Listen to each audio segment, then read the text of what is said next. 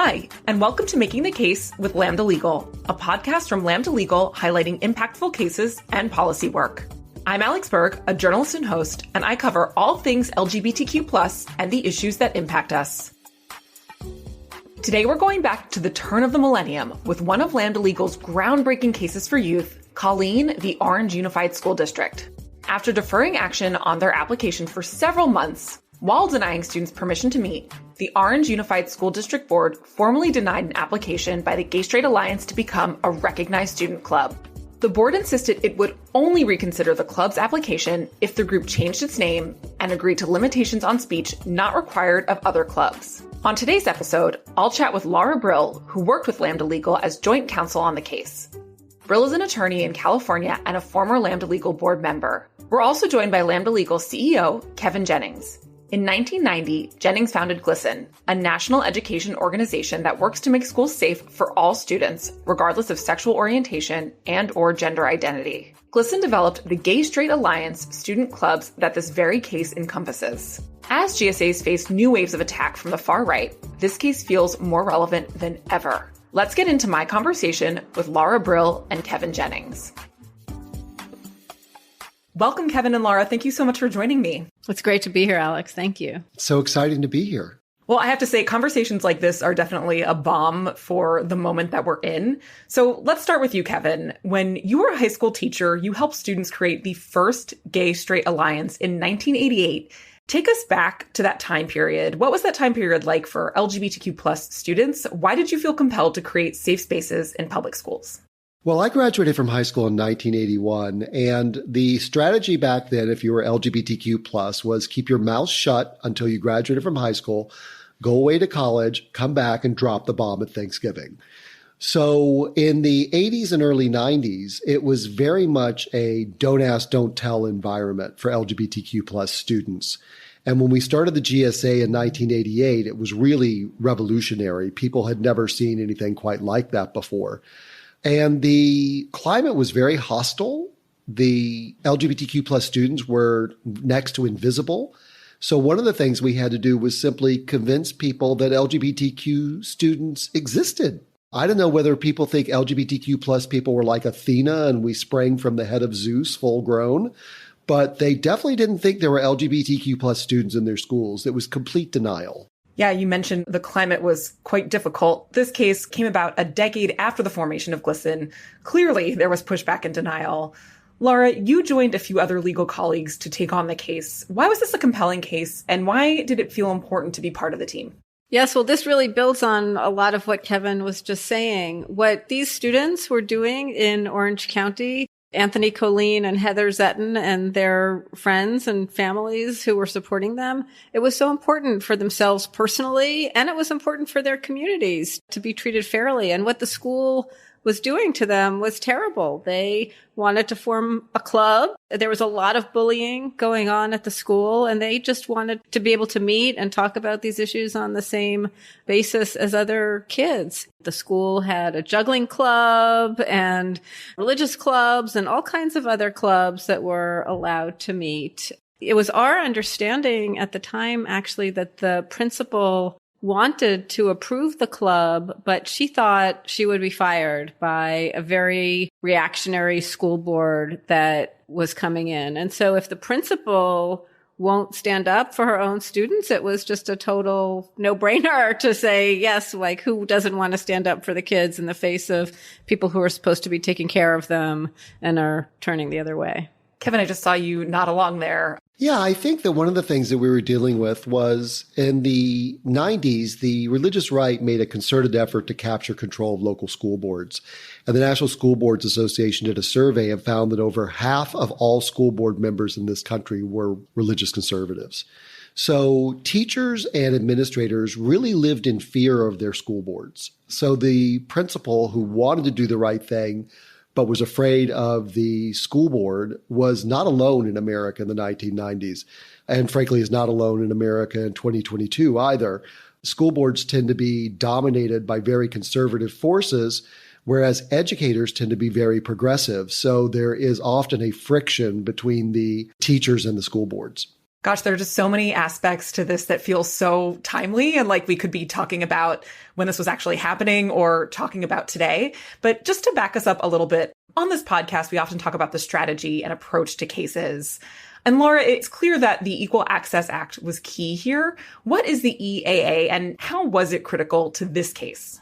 Yes, well, the Federal Equal Access Act is a federal statute that really implements First Amendment principles for public high schools. And it came about really as a means to protect religious student groups because school boards and school districts were feeling that if they allowed a religious club to meet, that they would be found to be violating the Establishment Clause. And so what the Federal Equal Access Act did and does is to say if a school board or school district is receiving federal funds and it allows one or more non-curricular student groups to meet on campus, then it can't discriminate based on other student groups based on the content of what they're going to express at student meetings. And so this case was the first time that a preliminary injunction had been granted, recognizing that the same principles that were protecting religious speech were also protecting the rights of LGBTQ students to meet on the same terms. Lara, what happened with this case? How did it progress and how did it end? We filed a lawsuit and we sought a preliminary injunction, which is a ruling from the court saying that we would be likely to succeed on the merits. And the judge granted the preliminary injunction. Usually preliminary injunctions are granted just, you file briefs and you file declarations with them and the court looks at it and decides. This judge wanted to have a hearing. He wanted to have the students come in and he said, so when are they available? They shouldn't miss school. So we'll just keep the court open and they can come in after school and, start giving testimony tomorrow. So this was amazing for the kids to be able to come in and tell their stories. And we were able to cross-examine the school representatives about whether they had other non-curricular clubs that were meeting. That was their defense, that this was curriculum. GSA was a curricular student group. So we got to say, well, there's other student groups meeting, and actually you're not teaching the stuff that the kids want to talk about as part of your curriculum. And John Davidson, of course, from Lambda Legal was involved, and People for the American Way Foundation was involved, and the two lead students, Anthony and Heather, ended up testifying. And after we got the preliminary injunction, there were a number of different episodes that occurred, but eventually we were able to settle the case with a retired judge serving as our mediator, and the kids got everything they wanted. They were able to meet on the same terms as other student groups. They were allowed to be in the yearbook, and then it was a published opinion that could be cited in other places to get the same result. It seems especially crucial that the students were able to deliver the testimony in their own words and talk about how this impacted their lives. Kevin, how do the results of this case impact GSAs and the formation of clubs within public schools? It revolutionized the situation. The standard response when a student wanted to start a GSA in the 90s was no. And we didn't have a legal basis to do anything about that. Once Laura and her teammates won this case, we at GLSEN, where I was at the time, began educating students and saying they can't tell you no anymore. And the number of GSAs exploded across America. And it simply would never have happened without the Colín versus Orange Unified verdict. I can't help but think about the wave of attacks that we're seeing against LGBTQ plus youth and schools today, and how it just feels like LGBTQ plus kids and young people have been used as tools in political attacks. So, Lara, what role do cases like this play in protecting young people now?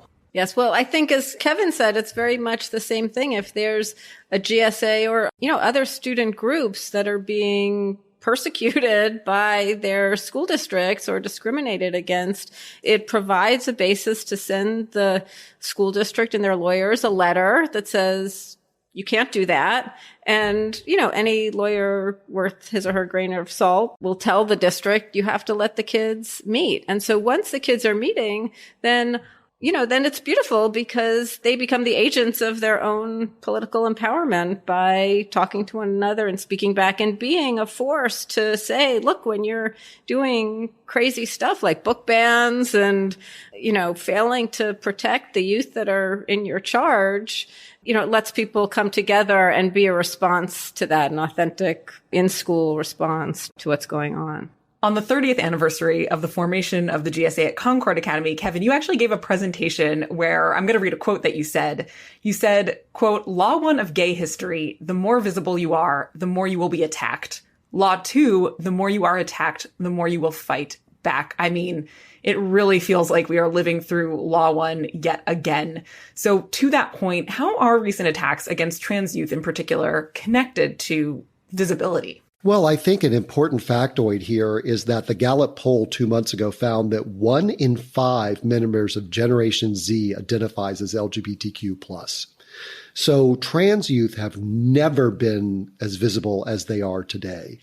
And the attacks on them, which are horrific and multiple, really are proof of what I said in Law 1, which is the more visible LGBTQ+ people are, the more we will be attacked. The great thing is watching these young people and their adult allies fight back, because it's really infuriating people to see their children being attacked. And we're seeing the parents and the community and the students themselves really mobilize. And what the other side doesn't realize is every time they attack us, more people come out, more people become more visible, and we gain more power. So keep attacking us, idiots. We're going to win in the end.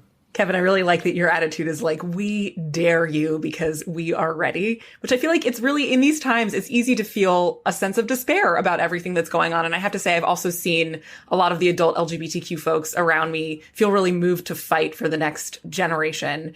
So Kevin, you've also said that if we erase LGBTQ plus people from the past, we will not be able to envision future equality. If we know our history, we'll know that we can make it. So what would you say to the next generation of students feeling attacked or alienated because of their sexual orientation or gender identity? You follow in a very proud tradition of amazing people who, in frankly tougher times than you're facing, took on the system, beat it, and won. Let me tell you a very specific story. One of my favorites, Jose Sadia. Jose Sadia was a Latino drag performer in San Francisco in the late 1950s. And repeatedly in LGBTQ plus bars back then, the police would come in, rough people up, extort them for money, mistreat them. And Jose finally got tired of seeing that happening in the bars in which they were performing. So in 1961, 8 years before Stonewall, when being LGBTQ plus was a crime in all 50 states, you know what Jose Sadia did? They ran for office as an out LGBTQ plus person. So if Jose Sadia could do it back in 1961, 61 years ago, young people can do it today. And I actually have enormous hope for the future. I think this generation has a much more sophisticated understanding of sexuality and of gender and of race than my generation did. And I think that you, Generation Z, are going to lead us to a new era of liberation. So go for it. I have to say that I'm completely with you on all of that. Lara, can you give us the final word here? Do you have any words of advice or hope for Gen Z and for the next generation of students who are going to take on this fight for themselves? I have so much hope for this generation. They're incredible. They've lived through 2 years of COVID and they've had, enormous challenges, and they are in the middle of some very dark stuff going on. And, I was thinking back to the radical right sent busloads of people to the school to attend school board meetings. And their objective is to polarize people and to make things harder and to create splinter issues and divide us from ourselves. But the young people don't like that. That's not what they're interested in. They want to gather together. They want to be themselves. They want to support their friends. And so I think the spirit that they bring to it, I hope they will continue to embrace that spirit and to know that they still, despite all of the obstacles and challenges to our democracy, they have enormous political power when they use their voices, when they vote, when they gather together, and when they speak up. Yeah, if I can piggyback on that, an important history lesson here is that every major civil rights movement in American history has had young people at the front and center. When you look at the people who sat in at the lunch counters back in the 1960s to break segregation, the first 4 of them were college students and the youngest one was 19. So I really believe that young people can play a particularly critical and pivotal role in creating change on a whole wide range of social issues. Today, Greta Thunberg, the climate activist, is a great example of that. So you have the power, seize it and use it. Well, I think that is the perfect note to end this conversation. Thank you both so much for joining me. It was really fun, Alex. Thank you. Thank you, Alex. This has been really great. Thank you for listening to this week's episode of Making the Case with Lambda Legal. If you'd like to learn more about the show, head over to lambdalegal.org/makingthecase. Making the Case is hosted by me, Alex Berg, and written and produced by Erika Kramer for Lambda Legal. Our show is recorded and mixed by Erik Monical for Mouth Media Network. Original music was made for Making the Case by Megan Rose.